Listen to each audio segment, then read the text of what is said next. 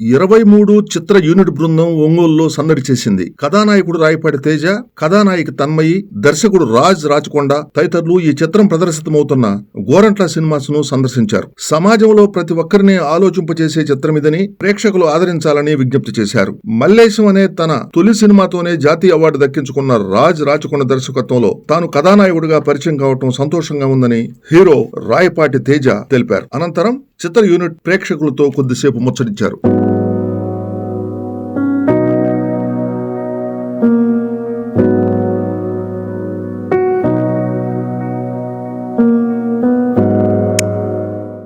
నాది last year graduation అయింది. Graduation టైంలోనే నేను ఆడిషన్స్ ఇవ్వడం జరిగింది. ప్లేస్మెంట్స్ టైంలో ఆడిషన్స్ ఇస్తూ ఉండగా నాకు ఈ ఫిలిం వచ్చింది. ఫస్ట్ స్టోరీ విన్నప్పుడు నాకు స్టోరీ ఎసెన్స్ ఏదైతే ఉందో అది చాలా నచ్చింది.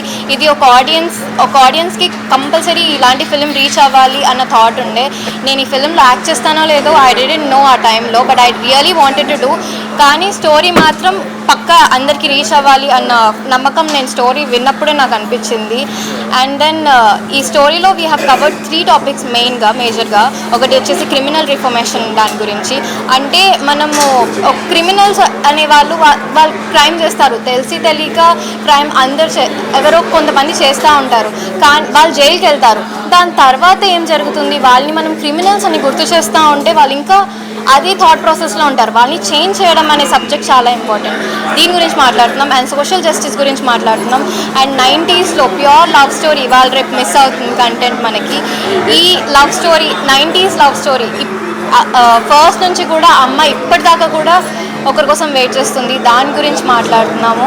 అండ్ రీసెంట్గా మనం చూసిన ఫిలిం కోర్ట్ ఏదైతే ఉందో అది ఎంత మంచి హిట్ అయిందో, దాంట్లో ఎంత స్టోరీ బాగుందో, ఇది కూడా అలాంటి కమర్షియల్ ఎలిమెంట్స్ లేకపోయినా we will have realistic elements. అంటే మన చుట్టుపక్కన ఉన్న వాళ్ళు ప్రతి ఒక్కరూ ఈ ఫిలింలో కనెక్ట్ అవుతారు. తిన క్యారెక్టర్ నాలాగా అనిపిస్తుంది, ఈ అబ్బాయి క్యారెక్టర్ నాలాగా అనిపిస్తుంది అని ఎక్కడో ఒక పాయింట్ ఆఫ్ టైంలో వాళ్ళకి అలా అనిపిస్తుంది. ఇలాంటి అలాగే కాకుండా రీసెంట్గా మనం మల్లేశం ఫిలిం సార్ది and then care of Kancharapalem కానీ ఇలాంటి చాలా ఫిలిమ్స్ ఏదైతే ఉందో ప్రాపర్ స్టోరీ సబ్జెక్ట్ ఉన్న ఫిలిం ఏదైతే ఉందో అలాంటి దానికంటే ట్రిపుల్ సబ్జెక్ట్ ఉన్న ఫిలిం ఈ 23. సో అందరూ ఈ ఫిలిం తప్పకుండా చూడాలి. ఇలాంటి ఫిలిమ్స్ ఎంకరేజ్ చేయాలి. మలయాళం ఫిలిమ్స్ని మనం స్టోరీ ఫిలిమ్స్ ఎలా ఎంకరేజ్ చేస్తామో ఈ ఫిలిం కూడా అలాంటిదే. I want each and every one of you to watch this film and encourage us. Thank you. నేను 23 అనే మూవీ రాజ్ సార్ డైరెక్షన్ కింద డెబ్యూ చేయబోతున్నాను. 5 years నుంచి చాలా స్టోరీస్ విన్నానండి. ఒక కపుల్ ఆఫ్ గుడ్ ఆఫర్స్ వచ్చాయి, కానీ స్టోరీకి అంత డెప్త్ కానీ యాక్టింగ్కి అంత స్కోప్ కానీ ఎప్పుడు దొరకలేదండి. అండ్ ఈ ఫిలిం చూసుకుంటే బ్యాక్డ్రాప్ కంప్లీట్గా 1990s నుంచి ఏం జరిగిందా ఇప్పుడు వరకు అనే ఒక 3 సంఘటనలు తీసుకొని దాని మీద we have done the story అండి. Themes of the movie Tanmay చెప్పినట్టు సోషల్ జస్టిస్ కానీ లవ్ స్టోరీ కానీ యాక్చువల్గా చెప్పాల్సింది is not a regular commercial story అండి, బట్ కమర్షియల్ ఎలిమెంట్స్ డెఫినెట్గా ఉన్నాయి here and there. Mainly we are focusing on social justice, friendship and love story అండి. And there are couple of good songs as well. And one big point about movie that everyone will take back is, ఒకసారి తప్పు చేస్తే జీవితం అయిపోద్ది అనుకుంటారండి, కానీ అది కాదు. తప్పు చేశాక అబ్బాయి కింద పడ్డాక మళ్ళీ పైకి ఎలా లెగుస్తాడు, తను లెగుస్తాం కాకుండా ఇంకొక 10 మంది అలా లేపుతాడు పైకి అనే పాయింట్ మీరు through out the movie journey చూస్తే that is a very good point that every one will connect.